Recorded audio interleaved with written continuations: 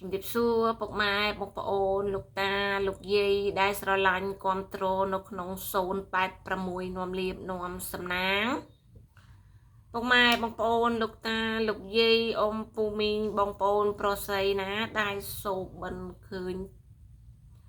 ក្របពេជ្របងប្អូនដែលសូបិនឃើញក្របពេជ្រឬក៏បងប្អូនបានសូបិនខ្លួនឯងថាបានរឹសក្របពេជ្រដ៏ធំមួយមិនមែនជាប្រភេទខ្សែកខ្សែដៃទេណាបងប្អូនណាទោះជាបងប្អូនទិញក៏ដោយឬក៏រឹសបានក៏ដោយឲ្យតែជាប្រភេទត្បូងពេជ្រដ៏ធំចឹងបើបងប្អូនសុបិនបែបនេះគឺល្អណាស់ណាបងប្អូនចង់ប្រកបមុខរបរធំតូចសូមអញ្ជើញបងប្អូនធ្វើដំណើរដោយសក្តីរីករាយចោះព្រោះដំណើរជើងសាររបស់បងប្អូននឹងទទួលនៅអ្វីដែលល្អទទួលនៅអ្វីដែលហេងហើយដំណើរជើងសាររបស់បងប្អូនគឺជាដំណើរលៀបដំណើរជ័យចឹងបងប្អូនអាចទទួលយកនៅអ្វីដែលហេងបាននៅក្នុងថ្ងៃនេះថ្ងៃដែលបងប្អូនសុបិនគឺជាថ្ងៃហេងសម្រាប់បងប្អូនហើយចឹងដំណើរជើងសាររបស់បងប្អូនគឺជាដំណើរសុខនិងដំណើរចម្រើននិងដំណើរដែលប្រកបនៅអ្វីដែលល្អទាំងអ្នកមានគ្រួសារទាំងអ្នកនៅលីវបើចង់ដាក់ទុនមុខរបរធំតូចនឹងក្តីឬក៏មានការណាត់ជួបនៅក្នុងថ្ងៃនេះគឺល្អណាស់សូមបងប្អូនជឿដំណើរទិសនៅទិសខាងត្បូងគឺជាទិសដែលនាំលៀបនាំសក្ការៈជូនពុកម៉ែបងប្អូនតែម្ដងហើយបើបងប្អូនអ្នកដែលអត់មានកូននឹងអាចទទួលកូននៅក្នុងឆ្នាំនេះបានគេថានឹងអាចចាប់កំណើតណាបងប្អូនណាអញ្ចឹងតែសូមប្រយ័ត្នប្រយែងបន្តិចព្រោះដោយថាសបិនឃើញអញ្ចឹងហើយបើមានកូនយើងអត់សូវនៅទេណាបងប្អូនណាច្រើនណាស់ហើយរឿងតាពិបាកដែរនឹងណាបងប្អូនអញ្ចឹងពុកម៉ែបងប្អូនលោកតាលោកយាយអ៊ំពូមីងបងប្អូនទាំងអស់អាចយល់ពីអត្ថន័យរបស់ខ្ញុំនិយាយហើយអញ្ចឹងបើបងប្អូនអ្នកដែលប្រកបមុខរបរធំតូចធំផ្ដោតនៅលើបងប្អូនមុខរបរធំណាគឺល្អខ្លាំងបងប្អូនណាហើយអ្នកនៅលីវនឹងដល់គូជាទីគាប់ចិត្តហើយគូនោះជាគូពីអតីតជាតិរបស់យើងហើយបើបងប្អូន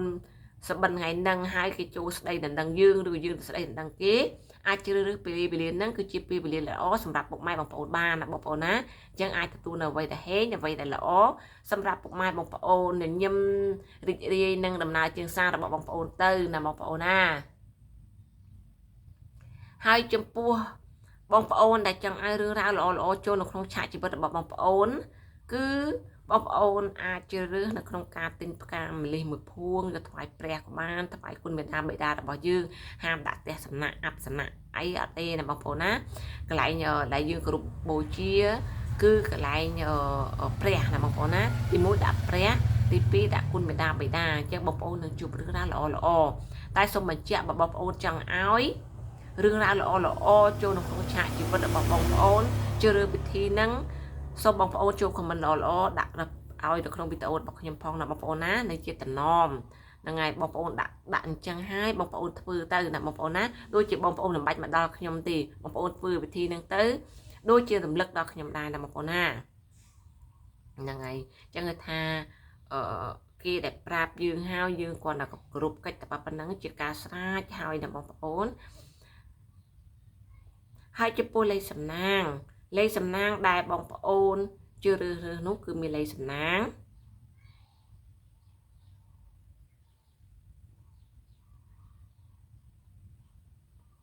08និង089 08និង089នេះជាលេខសំណាងសម្រាប់បងប្អូនដែលសូបបិនឃើញក្របពេជ្រពុកម៉ែបងប្អូនលោកតាលោកយាយអ៊ំពូមីងបងប្អូនប្រុសស្រីទាំងអស់វីដេអូរបស់ខ្ញុំក៏មានតែប៉ុណ្្នឹងដែរបើបងប្អូនគ្រប់គ្រងនៅក្នុងវីដេអូរបស់ខ្ញុំកុំភ្លេចជួយ Subscribe ឬក៏ដឹងម្នាក់មួយឬក៏ដាក់មេដៃដើម្បីទទួលសញ្ញាហេងពីខ្ញុំរាល់ថ្ងៃជូនពរពុកម៉ែបងប្អូនលោកតាលោកយាយអ៊ំពូមីងបងប្អូនប្រុសស្រីទាំងអស់សូមឲ្យជួបតែសេចក្តីសុខនិងសេចក្តីចម្រើនជាពិសេសសូមឲ្យកកបនឹងហេងរាល់ថ្ងៃតែម្ដង